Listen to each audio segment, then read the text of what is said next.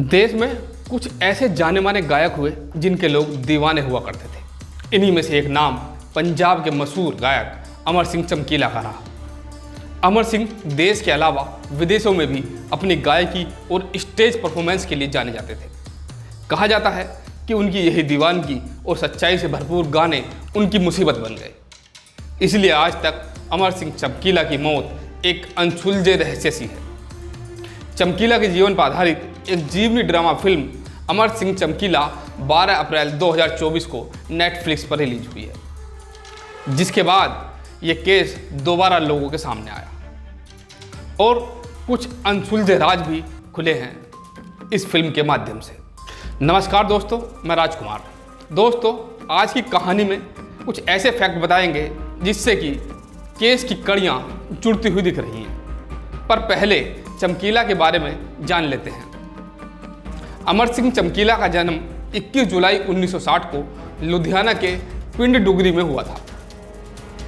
चमकीला जब थोड़ा बड़ा हुआ तो पाया कि परिवार की आर्थिक हालत बहुत खराब है। ऐसे में वह कपड़े की मिल में काम करने लगा। बचपन से ही संगीत से चमकीला का लगाव था, तो काम के बीच हारमोनियम और ढोलक भी उसने धीरे धीरे सीख ली थी।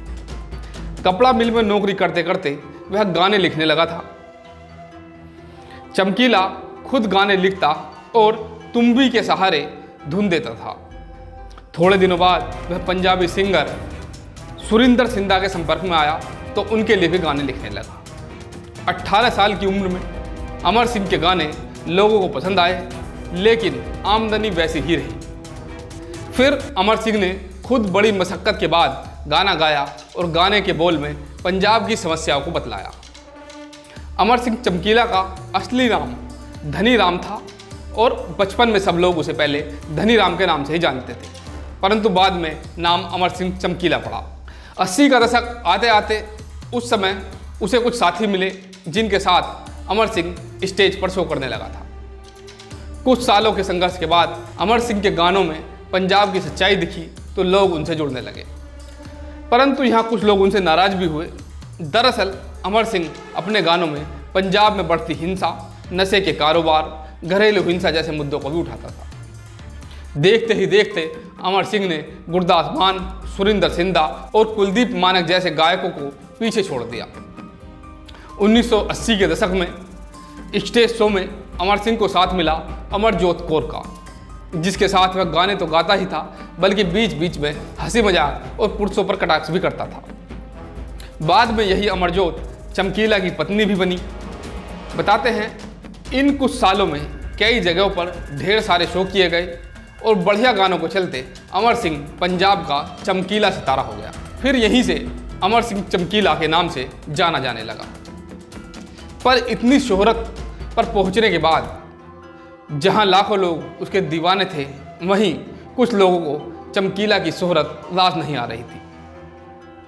लोगों को चमकीला खटकने लगा था। दूसरी तरफ पंजाब में आतंकवाद का दौर था। इंदिरा गांधी द्वारा चलाए गए ऑपरेशन ब्लू स्टार के बाद पुलिस की सख्ती थी। हालांकि इस बीच अमर सिंह ने कई स्टेज शो किए जहां भारी भीड़ भी जुटी। उस दौर में अमर सिंह चमकीला मशहूर गायक के अलावा गीतकार, संगीतकार सब कुछ था। साथ ही चमकीला और अमरजीत की जोड़ी ने जो गाने लिखे और गाए, वह उस वक्त के पंजाब के मुद्दों से जुड़े तो थे ही, साथ ही समाज की बुराइयों पर भी सटीक बैठते थे। कई बार अमर सिंह चमकीला के गाने विवादों में भी घिरे और माना जाता है कि यही गाने उनकी मौत का कारण बने। चमकीला को कई बार उग्रवादी संगठनों के द्वारा धमकी भी मिली थी। चमकीला ने 9 साल गायकी की दुनिया में बिताए। वह जब 8 मार्च 1988 को पत्नी अमरजोत व साथियों के साथ जालंधर के महसामपुर में कार्यक्रम में पहुंचे थे, तभी कुछ युवकों ने उनकी गोली मारकर हत्या कर दी और वहां से फरार हो गए। अमरजोत की हत्या किस कारण हुई, इसके पीछे कई दावे हुए। उग्रवादियों का हाथ हो सकता है, या कुछ ने माना कि शायद प्रतिद्वंदी गायकों ने भी मरवाया। वहीं कुछ ने इसे चमकीला के प्रेम विवाह को भी कारण बताया। हालांकि आज तक इस हत्याकांड के एक भी आरोपी को पकड़ा नहीं गया और यह कांड मर्डर मिस्ट्री में तब्दील हो गया।